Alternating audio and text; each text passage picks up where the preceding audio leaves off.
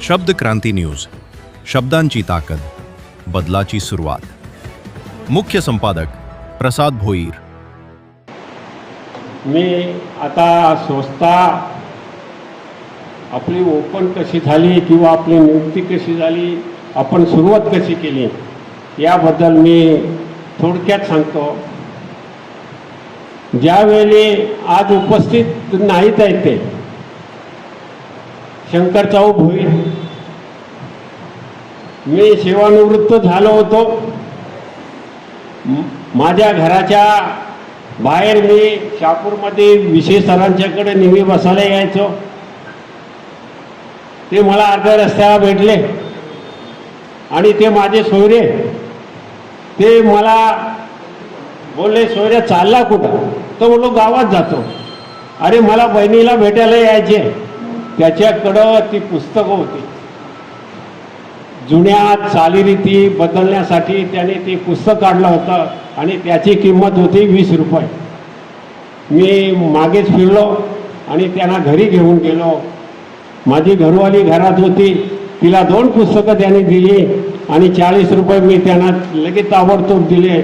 बराच विषय झाला आणि माझी घरवाली बोलली, दादा बऱ्याच दिवसातून आला, त्यांचं जेवण आपण करू. जेवण झाल्यानंतर त्यांनी तो विषय काढला. खरडे असा नेम आहे का? 75 वर्षे झाली म्हणून अध्यक्षपद घुसवता येत नाही का? म्हणलं असं कुठं नाही आहे. मरे परत शिक्षण घेता येते, मरे परत राजकारण करता येते, मरत परत सामाजिक कार्य करता येते, मरे परत सर्व गोष्टी तुम्हाला करता येते. मरताना सुद्धा राम आपल्याला बोलवायला लावतात, म्हणजे सामाजिक कार्य एक झालाच. म्हणून मरे परत बोललो असं काय नाही.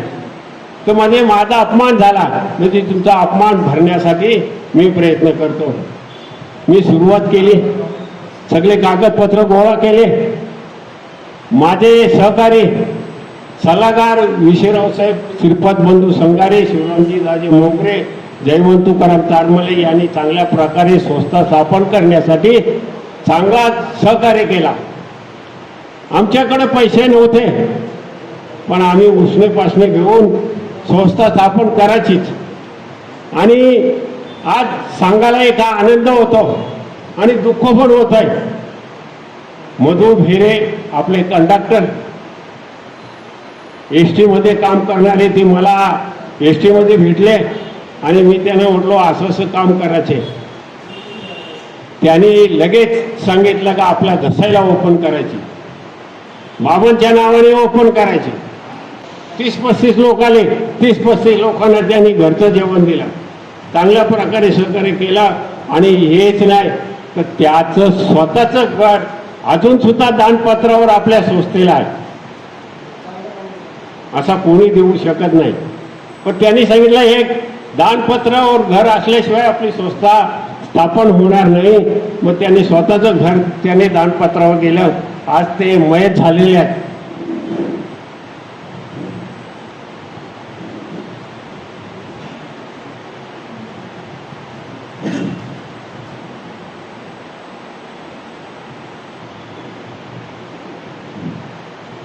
वेळोवेळी त्या माणसाने चांगल्या प्रकारे सहकार्य केला.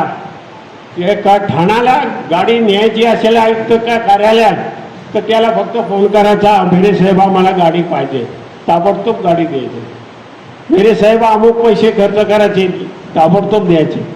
अशा प्रकारे त्यांनी एक बाबांच्या नावासाठी त्यांनी संस्था तिथं ओपन करण्यासाठी चांगल्या प्रकारे प्रयत्न केला आणि संस्था ओपन झाली.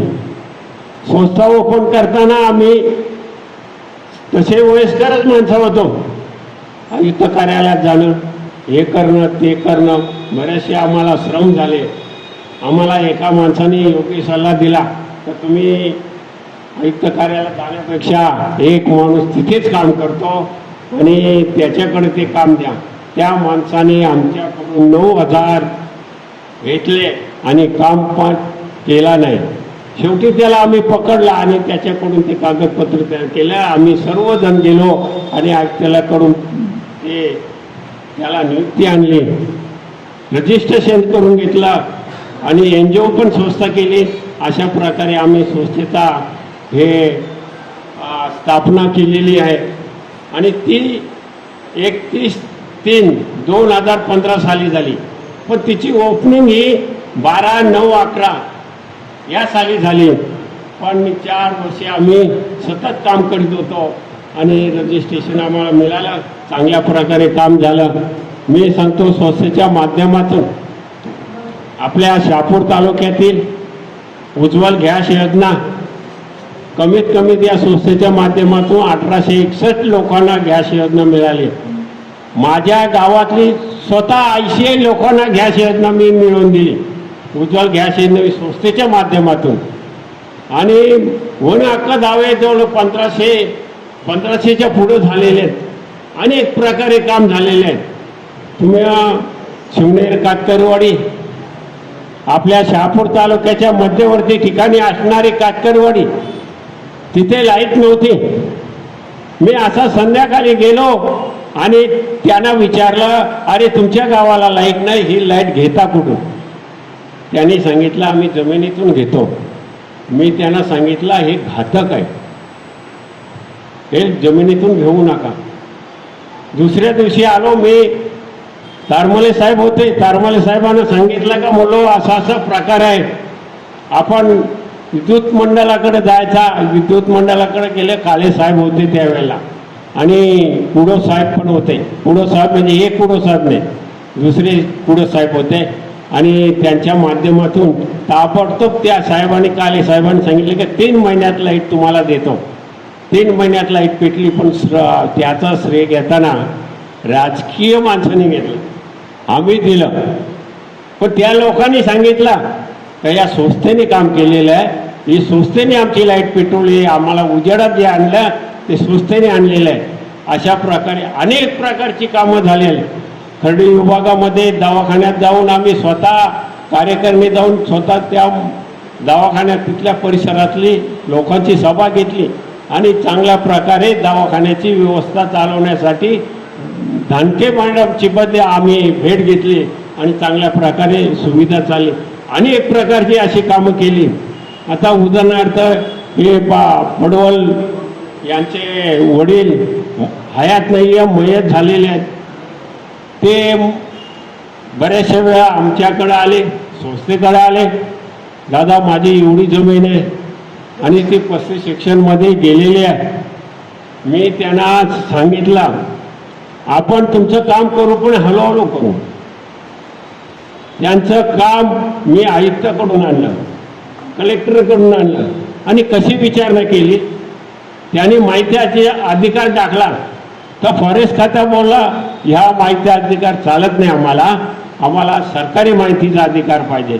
मी ताबडतोब सरकारी माहितीचा अधिकार टाकला. त्यावेळेला त्यांची धावपळ उडाली.